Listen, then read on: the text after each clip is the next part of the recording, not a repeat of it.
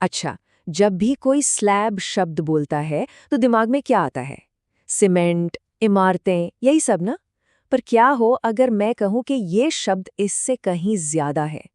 आज हम एक ऐसे सफर पर निकल रहे हैं जहां हम इस एक शब्द की कई अलग-अलग दुनियाओं को जानेंगे। तो चलिए शुरू करते हैं। तो चलिए सबसे पहले वहीं से शुरू करते हैं जो हम सब जानते हैं, कंस्ट्रक्शन की दुनिया से। अरे हाँ, वही स्लैब जिस पर हम रोज चलते हैं, रहते हैं, काम करते हैं। अब टेक्निकली देखें तो कंक्रीट स्लैब सिर्फ एक सपाट सतह नहीं है। ये तो हमारे घरों और दफ्तरों की समझिए एक तरह से जान है। हमारी छतें, हमारी फर्श और यहाँ तक कि बाहर के फुटपाथ भी सब इसी पर टिके हैं। और ये बात बिल्कुल सही है।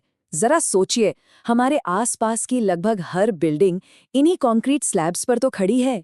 ये हमारी रोज की जिंदगी का वो हिस्सा है जिस पर हमारा ध्यान भी नहीं जाता, पर इसके बिना कुछ भी नहीं। हाँ, पर सारे कंक्रीट स्लैब्स एक जैसे नहीं होते। मोटे तौर पर देखें तो ये दो तरह के होते हैं।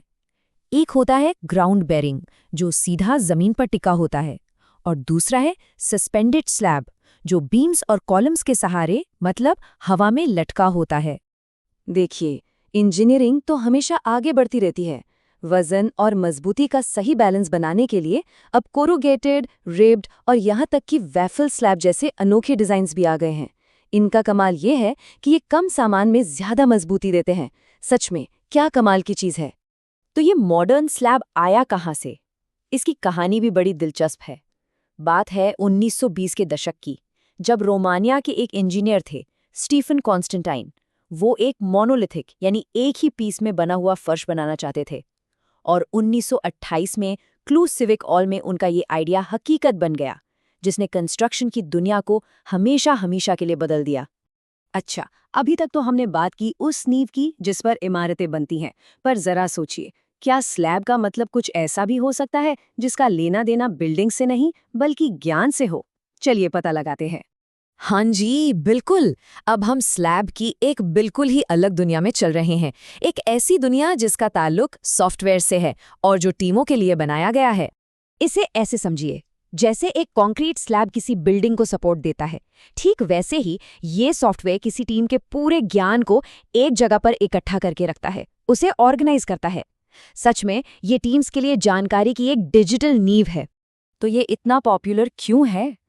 असल में जो लोग इसे इस्तेमाल करते हैं उन्हें इसका इंटरफेस बहुत आसान और सुंदर लगता है। साथ ही ये स्लैक, गिटहब, गूगल जैसे दूसरे टूल्स के साथ आसानी से जुड़ जाता है। और इसकी सर्च इतनी तेज है कि किसी भी ऐप से कुछ भी ढूंढना चुटकियों का काम है। यही सब मिलकर इसे टीम वर्क के लिए एक पावर हाउस बना देता है। और ये सिर्फ कहने की बातें नहीं है। G2 पर इसकी यूजर रेटिंग्स देखिए जरा। 77% यूजर्स ने इसे 5 स्टार रेटिंग दी है।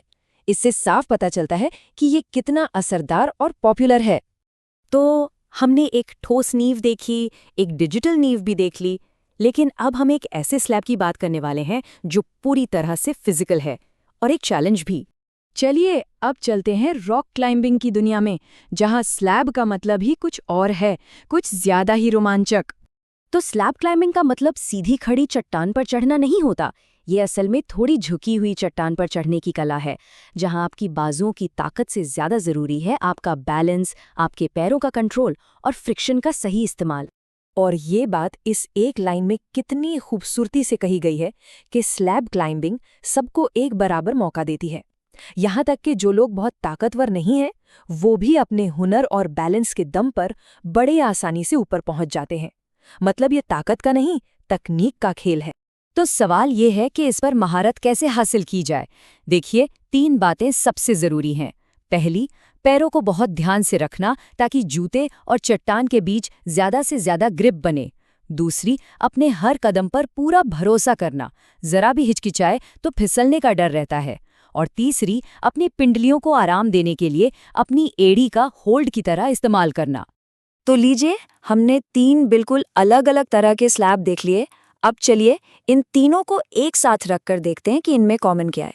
ये टेबल पूरी कहानी को बहुत अच्छे से समझाती है।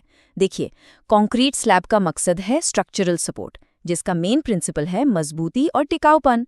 सॉफ्टवेयर स्लैब का मकसद है नॉलेज शेयरिंग, जिसके पीछे का आइडिया है ऑर्गेनाइजेशन और एक्सेस। और क्लाइंबिंग स्लैब है फिजिकल चढ़ाई के लिए, जो पूरी तरह से फ्रिक्शन और बैलेंस पर निर्भर करती है। मतलब एक ही शब्द स्लैब और इसके 3 अलग-अलग मतलब, जो 3 अलग-अलग तरह की नींव रखते हैं एक स्ट्रक्चर के लिए, एक ज्ञान के लिए और एक मूवमेंट के लिए। है ना कमाल की बात? और ये बात हमें सोचने पर मजबूर करती है ना? कि भाषा भी कितनी कमाल की चीज़ है। एक इतना साधारण सा दिखने वाला शब्द अपने अंदर कितनी ही अलग-अलग दुनियाएं समेटे हुए है। सच में सोचने वाली बात है कि हमारे आसपास ऐसे और कितने शब्द होंगे जिनकी इन गहरी दुनियाओं से हम आज भी अनजान हैं।